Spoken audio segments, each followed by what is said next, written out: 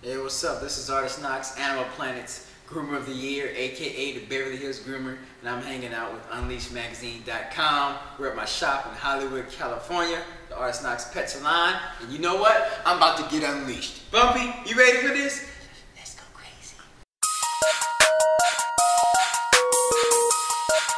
I'm from South Central Los Angeles, South Central California, California, yeah. I got into grooming. I was walking by a pet grooming shop one day, and I saw this dog being groomed in the window, and this lady had flagged me inside to come see. She was like, "Come inside, come see." So I looked in, and we were talking, and like within 15 minutes of our conversation, she was like, "You know, I have arthritis, I have back trouble, I'm about to retire soon, and I need someone to assist me with handling my dogs." She said, "If you handle my dogs for me, if you bathe them, you brush them, I'll teach you how to groom them." First dog I ever groomed was a Maltese. Joanne Cox taught me how to groom. She was about 72 years old. Taught me how to groom. I hooked up with Animal Planet. I was being laid off of a job, fired.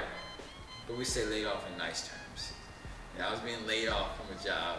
And as I was getting my things together to leave, the owner was checking her messages, and it was a message from a producer from Animal Planet. Wanted to know if anyone would be interested in trying out for a show called, Groomer Has It. They was like, "Oh, it's a dog reality show." I'm like, that sounds retarded. So what kind of reality show would be interesting about a bunch of groomers? I said, groomers are boring and groomers are crazy. And I was like, I ain't dealing with that. So she was like, "No, you should do it, you should do it." So she calls the lady and puts the phone in my hand. And so I talked to the producer. They're like, "Can you come in to audition?" I was like, yeah, I'll come in. And I took Bumpy Johnson, my Shih Tzu, and then the rest is history. I was grooming about 4 years up until the point. 3.5, 4 years when I went on Groomer Has It. Alright, Groomer Has It, man. It's first of all a reality show with Animal Planet. And the competition's basis was for these 12 groomers to compete against each other, see who can groom the best, who has breed knowledge, ability to handle, to communicate with the animals, So you're put on all these challenges to see who's a master groomer, who's like, the one with the golden shears, and so I was put up against people that had 30 years experience, 20 years experience, and here I am, a scrub with, worn out soles on my shoes, and one pair of scissors, messing with these big boys, and change the game up. Going into there, my mom always taught me don't be intimidated by anyone, because we're all the same. You take away the accolades, you take away the title. That individuals the same as you are, on the same level. But man, going into there, you see everybody with their abilities, their equipment. I mean, these people had $5,000 to $10,000 worth of equipment. And I was like working with one pair of scissors and a couple of combs and some nail clippers, So I'm like, man, mama, that sounds good, but have you seen a pair of scissors that cost $1,000, So yeah, it was a bit intimidating, just a little bit, but I got over it quickly, Okay. I wouldn't say the worst, but the person that was just demanded the most. He had a level of expectation. He just wanted excellence. And I said Xavier Santiago. He was like, okay, it's got to be right. You can be 99% there, but that 1% it caused you to get sent home. So he was like meticulous with it. So he was a very difficult judge to convince. I wouldn't say he was the worst, but he was intense, but he just demanded excellence.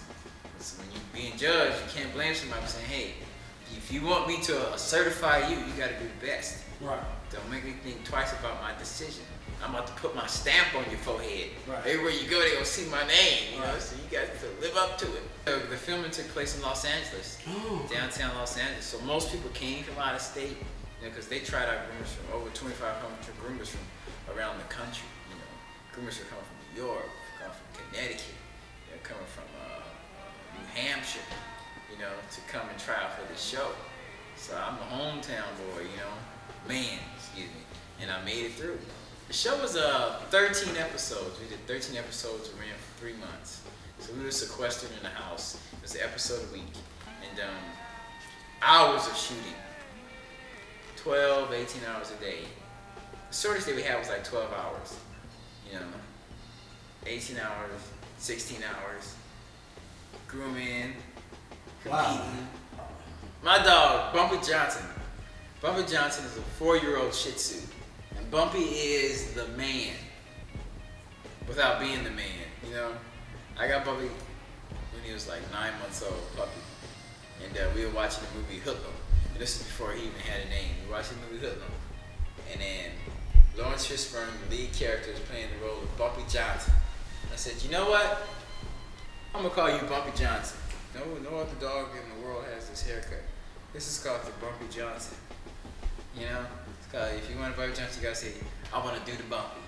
I actually have a cat, one cat, and Bumpy Johnson, that's it. And actually, Bumpy and the cat get on really well.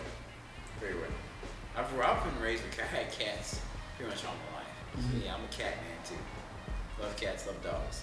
Birds, squirrels, hamsters, gerbils. I give you the regulars that come around. Brittany Murphy, the girl that played in 8 Mile. Okay. She does the voice of King of the Hill. Luann. I see Tatum O'Neal. Shirley Ralph, who was Moesha's mama. Oh, you know, really? Moesha mama come up with this piece like, hey, Art.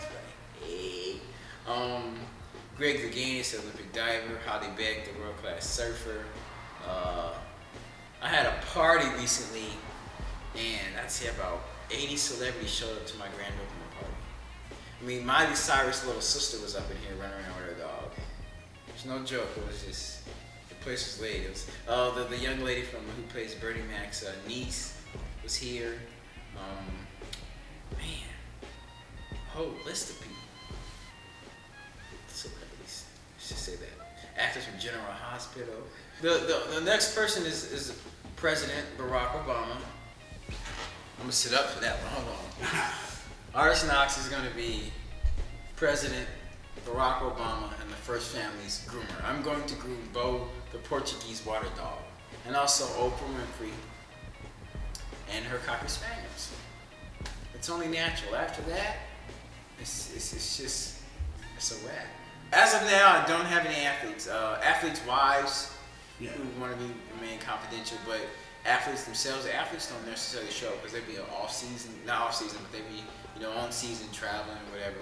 And then the wives would come in and bring the dogs, and I'll find out through someone else whose wife that was, so they want to be low key. Oh, shout out to Christine Devine. She's a news broadcaster out here. She brings her Yorkie to me, so, Okay. Jillian Reynolds.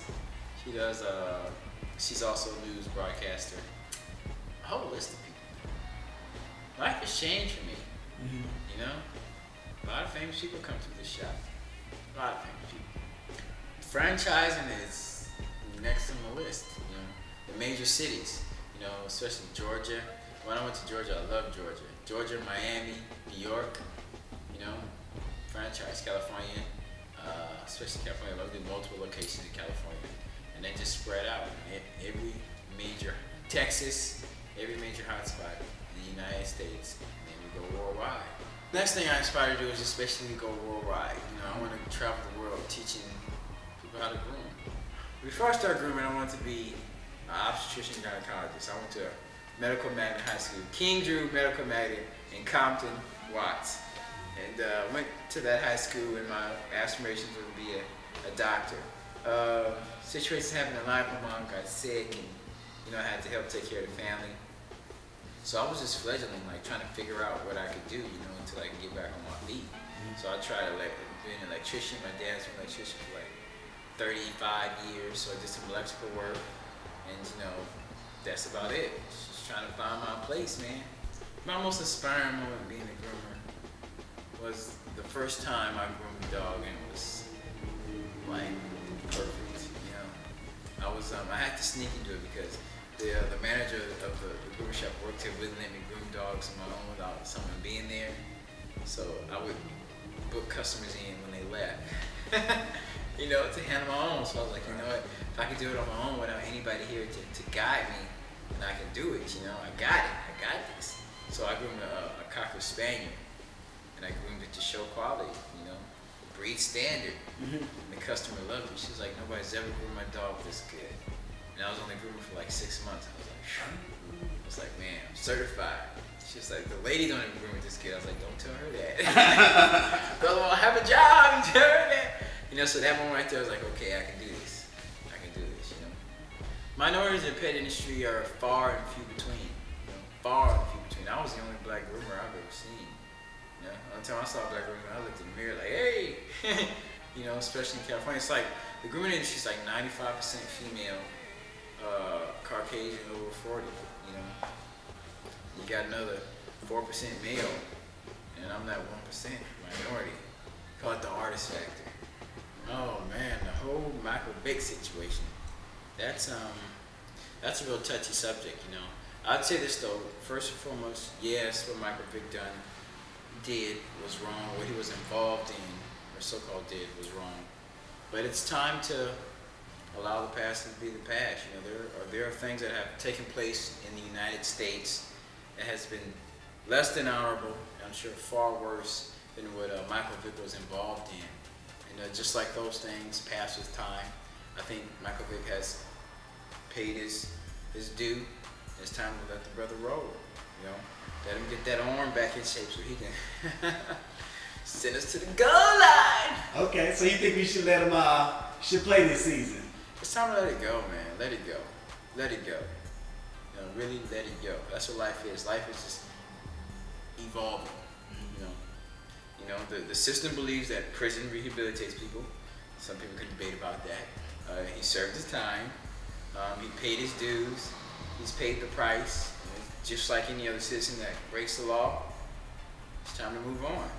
You know, most people give you call that after you go to jail and you get your record expunged. That's the start of expunge Michael Vick's record campaign, because it's time just to live and let live. It really is. Life is too short to harp on the people's mistakes.